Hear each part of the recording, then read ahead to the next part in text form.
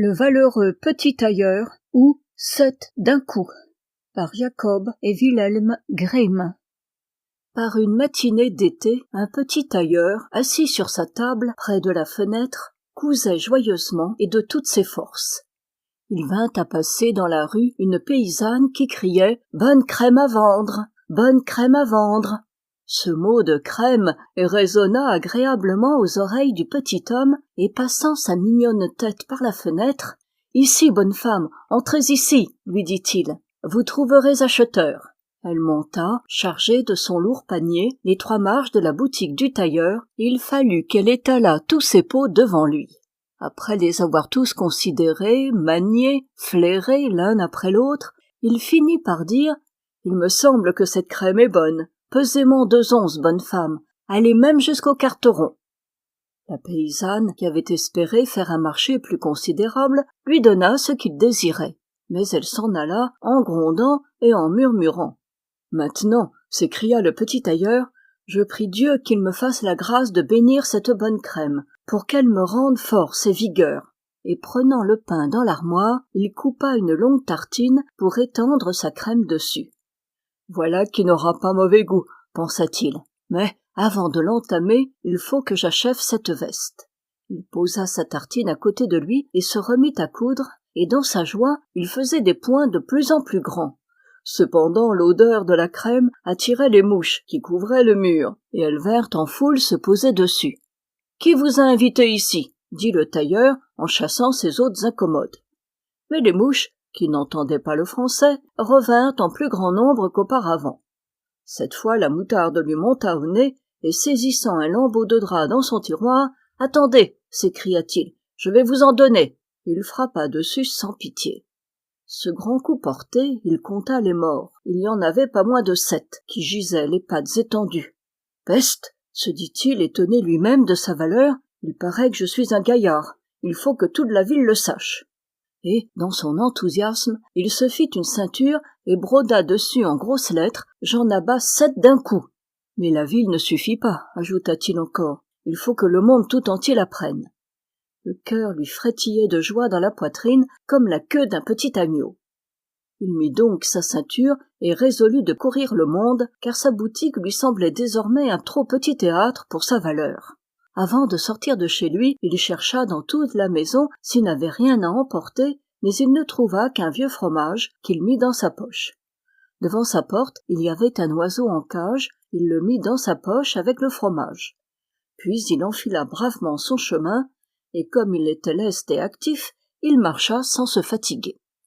Il passa par une montagne au sommet de laquelle était assis un énorme géant qui regardait tranquillement les passants.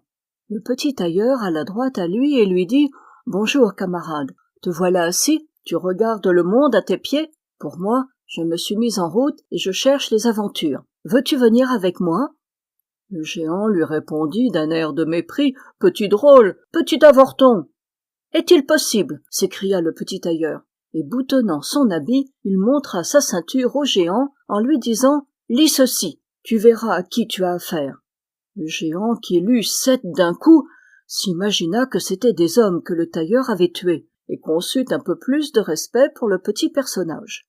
Cependant, pour l'éprouver, il prit un caillou dans sa main et le pressa si fort que l'eau en suintait. « Maintenant, dit-il, fais comme moi, si tu as de la vigueur. »« N'est-ce que cela ?» répondit le tailleur. « C'est un jeu d'enfant dans mon pays. » Et fouillant à sa poche, il prit son fromage mou et le serra dans sa main de façon à en faire sortir tout le jus. « Eh bien, ajouta-t-il, voilà qui te vaut bien, ce me semble. » Le géant ne savait que dire et ne comprenait pas qu'un nain pût être si fort. Il prit un autre caillou et le lança si haut que l'œil le voyait à peine en disant « Allons, petit homme, fais comme moi. »« Bien lancé, » dit le tailleur, « mais le caillou est retombé. Moi, j'en vais lancer un autre qui ne retombera pas. » Et prenant l'oiseau qui était dans sa poche, il le jeta en l'air. L'oiseau, joyeux de se sentir libre, s'envola à tire-d'aile et ne revint pas. « Qu'en dis-tu cette fois, camarade ?» ajouta-t-il. « C'est bien fait, » répondit le géant, « mais je veux voir si tu portes aussi lourd que tu lances loin. » Il conduisit le petit tailleur devant un chêne énorme qui était abattu sur le sol. « Si tu es vraiment fort, dit-il, il faut que tu m'aides à enlever cet arbre. Volontiers, répondit le petit homme. Prends le tronc sur ton épaule, je me chargerai des branches et de la tête. C'est le plus lourd. Le géant prit le tronc sur son épaule, mais le petit tailleur s'assit sur une branche, de sorte que le géant, qui ne pouvait pas regarder derrière lui, portait l'arbre tout entier et le tailleur par-dessus le marché. Il s'était installé paisiblement et sifflait gaiement le petit air. Il était 3 tailleurs qui chevauchaient ensemble, comme si c'eût été pour lui un jeu d'enfant que de porter un arbre. Le géant, écrasé sous le fardeau et n'en pouvant plus au bout de quelques pas, lui cria « Attention, je laisse tout tomber !» Le petit homme sauta lestement en bas et, saisissant l'arbre dans ses 2 bras, comme s'il en avait porté sa part, il dit au géant « Tu n'es guère vigoureux pour un gaillard de ta taille !» Ils continuèrent leur chemin, et comme ils passaient devant un cerisier, le géant saisit la tête de l'arbre où étaient les fruits les plus mûrs, et la courbant jusqu'en bas, la mit dans la main du tailleur pour lui faire manger les cerises. Mais celui-ci était bien trop faible pour la maintenir, et quand le géant l'eut lâché, l'arbre, en se redressant, emporta le tailleur avec lui. Il redescendit sans se blesser, mais le géant lui dit « Qu'est-ce donc? Est-ce que tu n'aurais pas la force de courber une pareille baguette ?»« Il ne s'agit pas de force, » répondit le petit tailleur. « Qu'est-ce que cela pour un homme qui en a abattu 7 d'un coup? J'ai sauté par-dessus l'arbre pour me garantir du plomb, parce qu'il y avait en bas des chasseurs qui tiraient au buisson.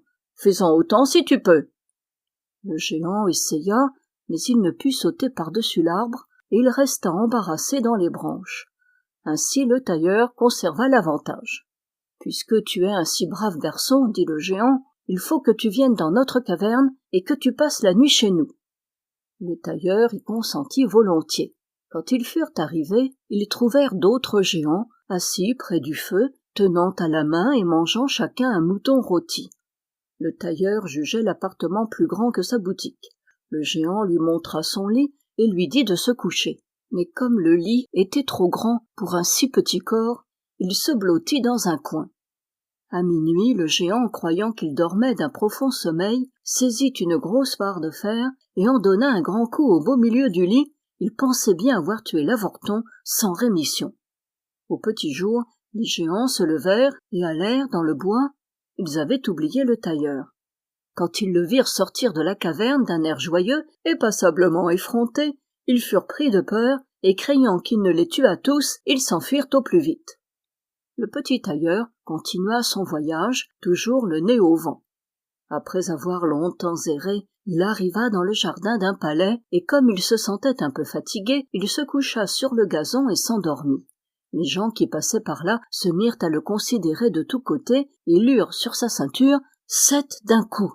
« Ah, se dirent-ils, qu'est-ce que ce foudre de guerre vient faire ici au milieu de la paix? Il faut que ce soit quelque puissant seigneur. » Ils allèrent en faire part au roi, en ajoutant que si la guerre venait à éclater, ce serait un utile auxiliaire qu'il faudrait s'attacher à tout prix.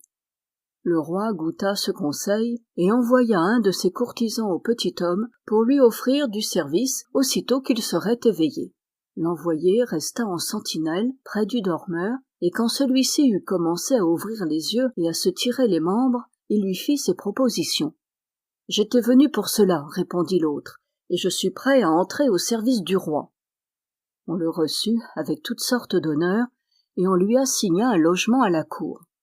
Mais les militaires étaient jaloux de lui et auraient voulu le voir 1000 lieues plus loin.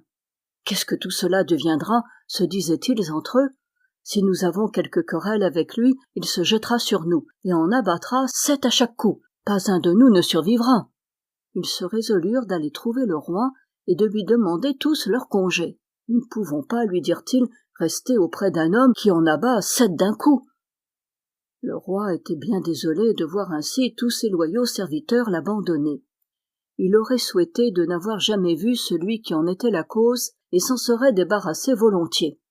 Mais il n'osait pas le congédier, de peur que cet homme terrible ne le tuât ainsi que son peuple pour s'emparer du trône. Le roi, après y avoir beaucoup songé, trouva un expédient. Il envoya faire au petit tailleur une offre que celui-ci ne pouvait manquer d'accepter en sa qualité de héros. Il y avait dans une forêt du pays 2 géants qui commettaient toutes sortes de brigandages, de meurtres et d'incendies. Personne n'approchait d'eux sans craindre pour ses jours. S'il parvenait à les vaincre et à les mettre à mort, le roi lui donnerait sa fille unique en mariage avec la moitié du royaume pour dot. On mettait à sa disposition 100 cavaliers pour l'aider au besoin. Le petit tailleur pensa que l'occasion d'épouser une jolie princesse était belle et ne se retrouverait pas tous les jours. Il déclara qu'il consentait à marcher contre les géants, mais qu'il n'avait que faire de l'escorte des 100 cavaliers, celui qui en avait abattu 7 d'un coup, ne craignant pas 2 adversaires à la fois. Il se mit donc en marche suivi des 100 cavaliers. Quand on fut arrivé à la lisière de la forêt, il leur dit de l'attendre et qu'il viendrait à bout des géants à lui tout seul. Puis il entra dans le bois en regardant avec précaution autour de lui. Au bout d'un moment, il aperçut les 2 géants endormis sous un arbre et ronflant si fort que les branches en tremblaient. Le petit tailleur remplit ses 2 poches de cailloux et montant dans l'arbre sans perdre de temps, il se glissa sur une branche qui s'avançait juste au-dessus des 2 dormeurs et laissa tomber quelques cailloux l'un après l'autre sur l'estomac de l'un d'eux. Le géant fut longtemps sans rien sentir, mais à la fin il s'éveilla et poussant son camarade, il lui dit « Pourquoi me frappes-tu » ?»« Tu rêves, dit l'autre, je ne t'ai pas touché. » Ils se rendormirent. Le tailleur se mit alors à jeter une pierre au second. « Qu'y a-t-il » s'écria celui-ci. « Qu'est-ce que tu me jettes ?»« Je ne t'ai rien jeté, tu rêves, » répondit le premier. Ils se disputèrent quelque temps, mais comme ils étaient fatigués, ils finirent par s'apaiser et se rendormir encore. Cependant, le tailleur recommença son jeu, et choisissant le plus gros de ses cailloux, il le jeta de toutes ses forces sur l'estomac du premier géant. « C'est trop fort !» s'écria celui-ci, et se levant comme un forcené, il sauta sur son compagnon qui lui rendit la monnaie de sa pièce. Le combat devint si furieux qu'ils arrachaient des arbres pour s'en faire des armes, et l'affaire ne cessa que lorsque tous les 2 furent étendus morts sur le sol. Alors, le petit tailleur descendit de son poste. « Il est bien heureux, pensait-il, qu'il n'ait pas aussi arraché l'arbre sur lequel j'étais perché. J'aurais été obligé de sauter sur quelque autre comme un écureuil. Mais on est leste dans notre métier. » Il tira son épée, et après en avoir donné à chacun d'eux une couple de bons coups dans la poitrine, il revint trouver les cavaliers et leur dit « C'est fini, je leur ai donné le coup de grâce. L'affaire a été chaude.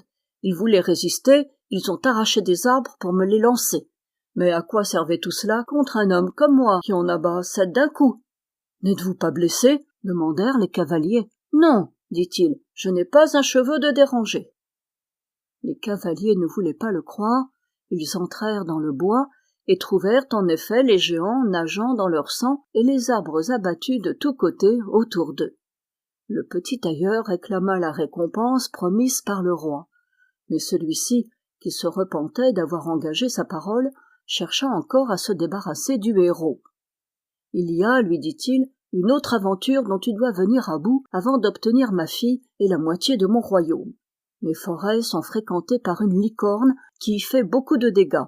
Il faut t'en emparer. »« Une licorne me fait encore moins peur que 2 géants. 7 d'un coup, c'est ma devise. » Il prit une corde et une hache et entra dans le bois en ordonnant à ceux qui l'accompagnaient de l'attendre au dehors. Il n'eut pas à chercher longtemps, la licorne apparut bientôt et elle s'élança sur lui pour le percer. « Doucement, doucement, dit-il. Trop vite ne vaut rien. » Il resta immobile jusqu'à ce que l'animal fût tout près de lui, et alors il se glissa lestement derrière le tronc d'un arbre. La licorne, qui était lancée de toutes ses forces contre l'arbre, y enfonça sa corne si profondément qu'il lui fut impossible de la retirer et qu'elle fut prise ainsi. « L'oiseau est en cage, se dit le tailleur, et sortant de sa cachette, il s'approcha de la licorne, lui passa sa corde autour du cou, à coups de hache, il débarrassa sa corne enfoncée dans le tronc, et quand tout fut fini, il amena l'animal devant le roi.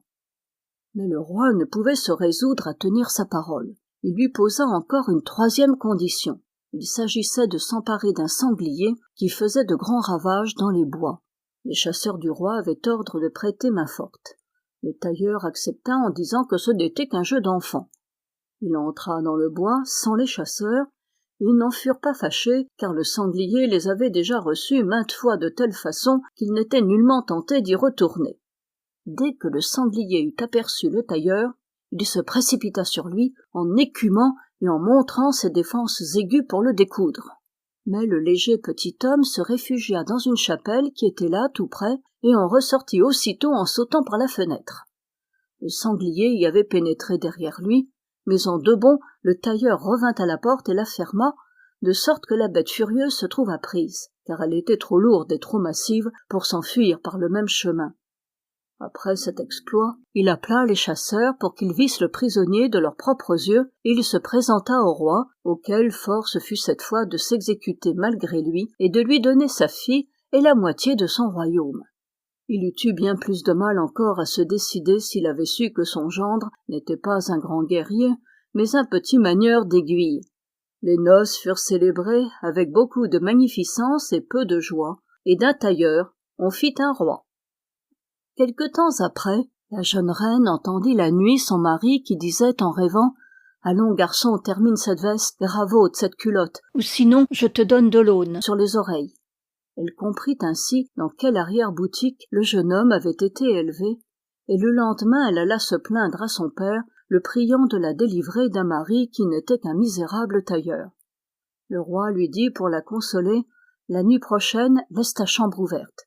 Mes serviteurs se tiendront à la porte, et quand il sera endormi, ils entreront et le porteront chargé de chaînes sur un navire qui l'emmènera bien loin. » La jeune femme était charmée, mais l'écuyer du roi, qui avait tout entendu et qui aimait le nouveau prince, alla lui découvrir le complot. « J'y mettrai bon ordre, » lui dit le tailleur. Le soir, il se coucha comme à l'ordinaire, et quand sa femme le crut bien endormi, elle alla ouvrir la porte et se recoucha à ses côtés. Mais le petit homme qui faisait semblant de dormir se mit à crier à haute voix « Allons, garçon, termine cette veste et ravaute cette culotte, ou sinon je te donne de l'aune sur les oreilles. J'en ai abattu 7 d'un coup, j'ai tué 2 géants, chassé une licorne, pris un sanglier. Aurais-je donc peur des gens qui sont blottis à ma porte ?» En entendant ces derniers mots, ils furent tous pris d'une telle épouvante qu'ils s'enfuirent comme s'ils avaient eu le diable à leur trousse et que jamais personne n'osa plus se risquer contre lui. Et de cette manière, il conserva toute sa vie la couronne. Ici se termine le valeureux petit tailleur de Jacob et Wilhelm Grimm, enregistré par Christiane Jehanne.